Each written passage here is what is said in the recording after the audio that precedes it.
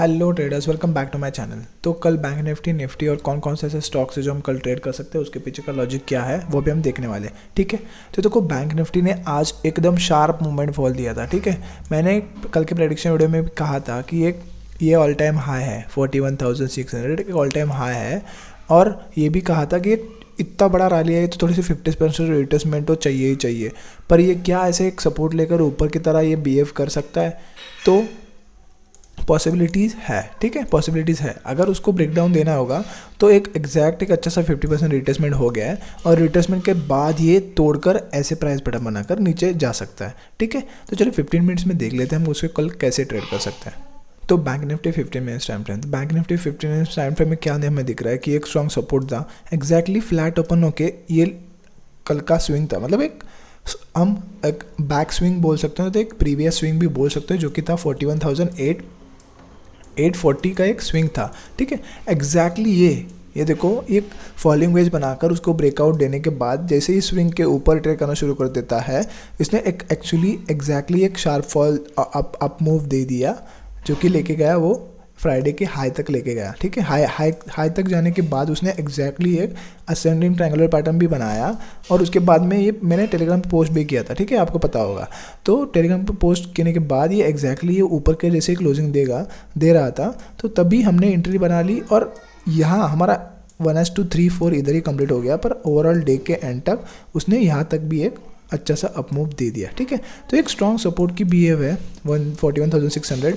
तो ऐसे ये मानकर चल सकते हैं कि ये ओवरऑल प्रॉफिट बुकिंग थी, अभी एक शार्प अपमूव आ रहा है। ठीक है, क्योंकि ये अगर ये रिट्रेसमेंट होता तो एक स्मॉल कैंडल बनाकर ऊपर जाता, पर हमें ये क्या दिख रहा है कि ग्रीन कैंडल्स बिग है और रेड कैंडल्स छोटे छोटे हैं। ठीक है, रिट्रेसमेंट छोटे छोटे, तो हम ये एक प्रॉफिट बुकिंग ये रिट्रेसमेंट नहीं बोल सकते, क्योंकि एक ट्रेंड मूविंग और एक सपोर्ट लेकर ऊपर की तरफ जा रहा है, ऐसे एक प्रोबेबिलिटी बोल सकते हैं। 70-30 प्रोबेबिलिटी बोल सकते हैं, 70% ऊपर 30% नीचे के लिए बोल सकते हैं। ठीक है, अभी तक वो कोरोना वायरस का जो सीन है उसको देखकर हम रख सकते हैं कि एक थोड़ा सा फियर मार्केट में रह सकता है। ठीक है, तो चलो हम कल कैसे ट्रेड कर सकते हैं। एग्जैक्टली अभी फ्लैट ओपन हो गए, कल अगर फ्लैट ओपन होगा तो ये जो स्विंग है तो वो एक सपोर्ट की तरह बिहेव कर सकता है। अगर फ्लैट ओपन होके एक आध घंटा इधर ट्रेड करता है, उसके बाद में अपर साइड मूवमेंट दे देता है। ठीक है, जो कि 42,850 के ऊपर ट्रेड करना शुरू कर देता है, तो हम ऊपर तक के टारगेट ओपन हो जाएंगे और ऊपर के लिए प्ले कर सकते हैं। ठीक है, फ्लैट ओपन होके अगर बहुत बड़ा गैप अप ओपन होता है तो हम कुछ प्राइस एक्शन देखकर हम ऊपर के साइड ट्रेड कर सकते हैं।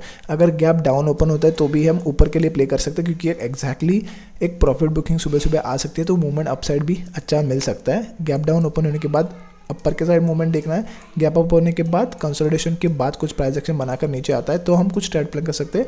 पर हालांकि पॉजिटिव के लिए हम छोटा सा प्लान कर सकते हैं। ठीक है, डिसाइड मत करना कि बाई करना है और सेल ही करना है।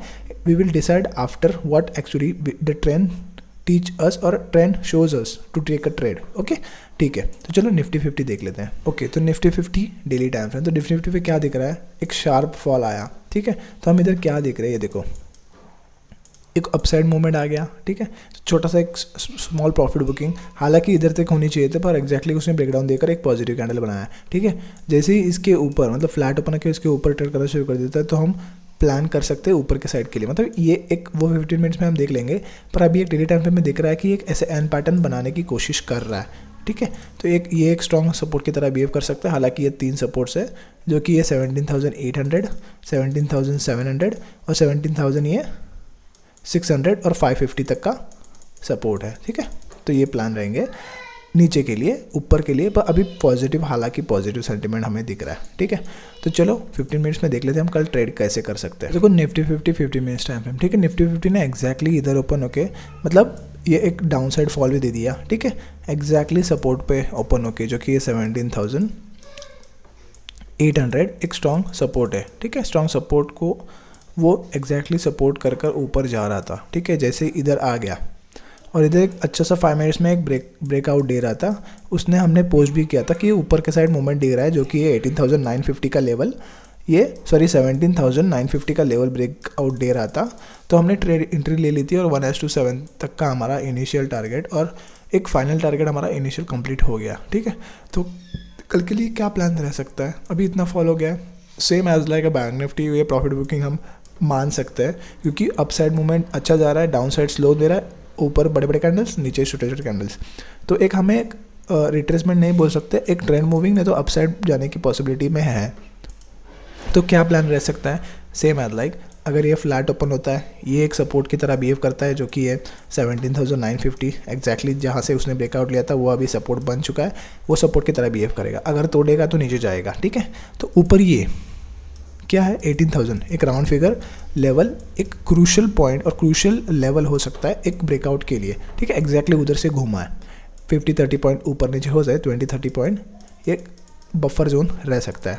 तो वो प्लान है। अगर फ्लैट ओपन होकर 1-2 घंटे के बाद ऊपर के साइड ब्रेकआउट दे देता है तो हमें इनिशियल टारगेट ऊपर तक के मिल जाएंगे जो कि लेके जाएंगे 18,180 तक के लेके जा सकते हैं। गैप अप ओपन हो जाता है तो नो डाउट कंसोलिडेशन के बाद हम कुछ प्राइस एक्शन देखकर ट्रेड करेंगे और गैप डाउन होने के बाद हम ऊपर के साइड नहीं तो एक अच्छा सा प्राइस एक्शन देखकर ही बनाएंगे। अगर पॉजिटिव कैंडल बनाती है एक शार्प हैमर तो अप साइड मूवमेंट पॉसिबल मिल सकते हैं। अगर ऊपर के साइड इन्वर्टेड हैमर और शूटिंग स्टार बनाता है तो हम नीचे के साइड प्लान कर सकते हैं। तो चलो स्टॉक देख लेते हैं।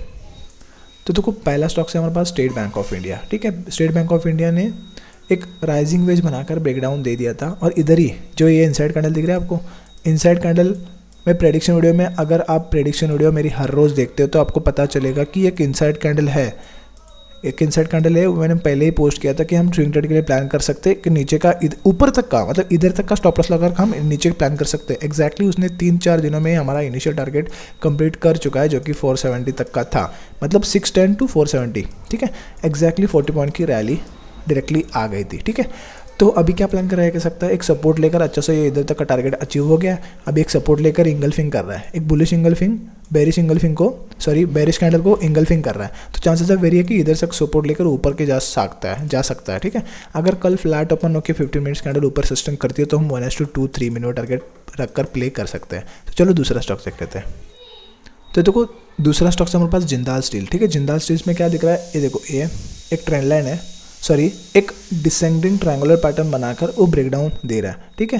तो डिसेंडिंग ट्रायंगुलर पैटर्न बनाकर ये ब्रेकडाउन दे रहा है और एक इनसाइड कैंडल भी बना रहा है। तो हम क्या रख सकते हैं, एक इनिशियल टारगेट इधर तक का रख सकते हैं जो कि लेके जाएगा 505 तक का, एक इनिशियल टारगेट हम रख सकते हैं और प्लान भी कर सकते हैं कि इधर के लिए हम प्लान कर सकते हैं। हालांकि स्विंग ट्रेड के लिए बहुत बड़े प्लान नहीं कर सकते क्योंकि एक हालांकि छोटा सा टारगेट है तो हम ज़्यादा प्लान नहीं कर सकते, पर एक इधर तक का स्टॉप लॉस लगाकर हम इधर तक रख सकते हैं जो कि 1:2 तक का मिनिमम टारगेट रह सकता है, ठीक है। अगर फ्लैट ओपन होता है इस लो को ब्रेक करता है 15 मिनट्स सस्टेन करती है तो हम नीचे के लिए प्लान कर सकते हैं जिंदाल स्टील में, ठीक है।